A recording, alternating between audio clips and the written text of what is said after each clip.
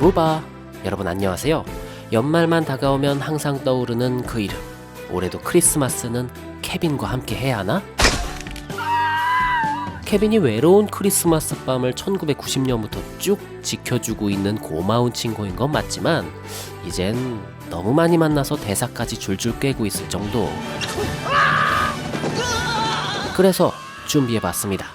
그 케빈 말고 다른 케빈을 만나보면 어떨까? 여러분의 연말을 책임져줄 다른 영화 속 새로운 케빈들, 바로 시작해보죠. 2010년 슈퍼배드의 조연으로 등장해 극강의 귀여움으로 세상에 등장한 노란 생명체 미니언.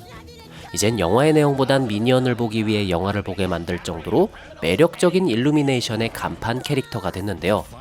노란 몸뚱이에 커다란 눈깔. 사실 고놈이 고놈 같아 보여도 알고 보면 각자 다 이름이 있습니다. 그 중에서 가장 키 크고 가장 맏형의 포지션을 맡고 있는 것이 바로 케빈. 영화 미니언즈는 인류가 탄생하기 훨씬 오래전부터 존재했던 미니언들이 오랜 시간 동안 보스를 섬기지 못해 삶의 낙을 잃은 모습으로 시작되는데요. 그러던 어느 날 보스를 직접 찾아 나서자며 3명, 아니 3마리? 뭐 여튼 이 세 친구들이 머나먼 여장을 떠나는 것으로 본 이야기가 시작됩니다. 그 뒤론 각종 사건 사고들에 휘말리며 우당탕탕탕탕.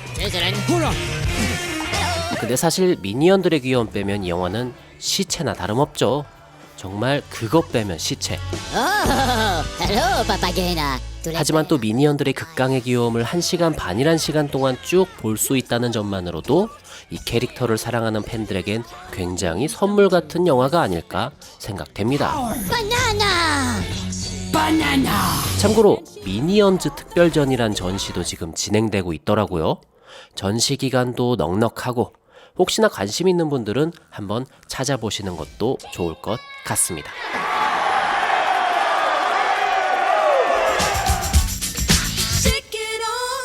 어딘가 모르게 기괴함이 느껴지는 이 얼굴. 하지만 영화를 다 볼 때쯤이면 이상하게 얘들이 예쁘게 보일지도 모른다는 사실. 졸지에 백인 금발의 미녀로 여장을 하게 된 흑인 콤비의 이야기. 영화 화이트 칙스가 오늘의 두 번째 작품입니다. 위장술 하나만큼은 뛰어나지만 정작 사건 해결을 잘 못하는 FBI 요원 마커스와 케빈. 잠깐, 누가 케빈이고 누가 마커스인지 사실 이렇게 보면 잘 모르겠고, 짜잔! 수염 있는 쪽이 바로 케빈. 아무튼 맨날 사고만 치던 두 사람에게 납치범의 위협을 받고 있는 재벌가 딸내미 경호 임무가 떨어지게 되는데, 하필이면 첫날부터 실수로 귀하신 두 자매의 얼굴에 스크래치를 내버리고 말죠.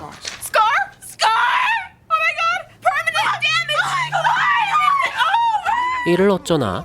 그래서 선택한 방법이 바로 이렇게 위장하고 대신 외부 활동을 하는 것. 근데 세상에 이 얼굴을 보고 사람들이 속는다니. 세상 눈썰미 없는 인물들 사이에서 정체를 숨기며 뜻밖의 사건까지 해결해야 하는 두 남자. 웃기는 것도 웃기는 거지만 풍자적인 요소까지 있어서 나름 뼈있는 웃음을 주는 이 영화. 아무 생각 없이 그냥 웃고 싶으시다면 요것도 괜찮은 초이스죠. Kevin Wendell Crumb. 과연 한 사람이 인격을 최대 몇 개까지 가질 수 있을까? 무슨 햄체몇도 아니고. 그런데 이 영화의 주인공 케빈은 무려 23개의 인격을 가진 듣지도 보지도 못한 불가사의의 인물입니다. 그 각각의 인물들은 성격도 다르고 나이도 다르고 성별까지 다르다고 하는데 이 대머리 누나도 그들 중 하나죠. 그런데 23홀은 뭔가 아쉬웠던 걸까요? 이젠 24번째 인격을 깨우겠다며 10대 소녀들을 백주대낮에 납치하기 시작하는데요.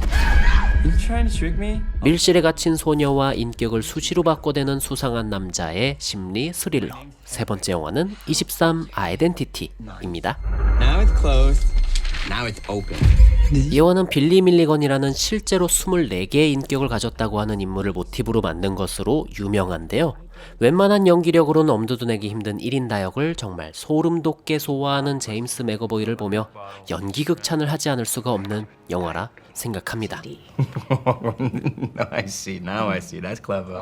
아무래도 맥어보이를 캐스팅한 것이 이 영화에겐 신의 한 수가 아니었나. 물론 영화가 끝나고 계속 생각나는 건 역시 케이시. We're meant for something. 어쨌든 소름 돋게 외로운 밤, 더 소름 돋는 영화로 어디 한번 상쇄시켜 봅시다.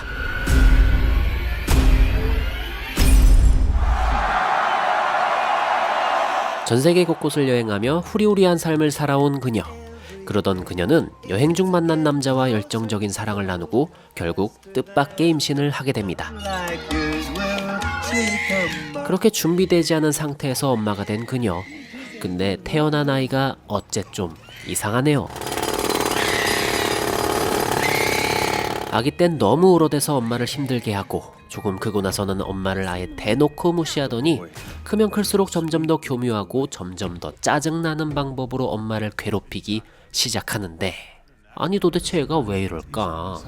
You did not. 어디서도 본 적 없는 엄마와 아들의 숨막히는 신경전, 그리고 그 끝에 기다리고 있는 잔혹한 결말까지. 과연 이들의 관계는 어디에서부터 어디까지 잘못된 것일까요? 마지막 영화는 바로 케빈에 대하여입니다. Me and Kevin were playing Christmas kidnapping. 배우 에즈라 밀러가 본격적으로 이름을 알리기 시작한 영화이자 과연 모성은 본능일까? 라는 깊고 날카로운 질문을 던지는 한 번 보면 쉽게 잊혀지지 않을 강렬함을 남기는 이 영화. 영상미와 음악 그리고 연기. 이거 그냥 미쳤으니까 아직 안 보셨다면 꼭 한번 보시는 걸 추천드리고 싶네요. I want you to tell me why. 네, 이렇게 오늘은 케빈과 관련된 영화 4편을 가져와 봤는데요. 막상 정리를 하고 보니 크리스마스와 전혀 상관없는 느낌. 하지만 그래도 케빈은 케빈이니까 여러분 올해도 케빈과 함께 즐거운 연말 보내시고요. 영상이 좋으셨다면 좋아요와 구독 그리고 알람 설정 부탁드리며 이상 묵이었습니다. 영화 잘 봐요.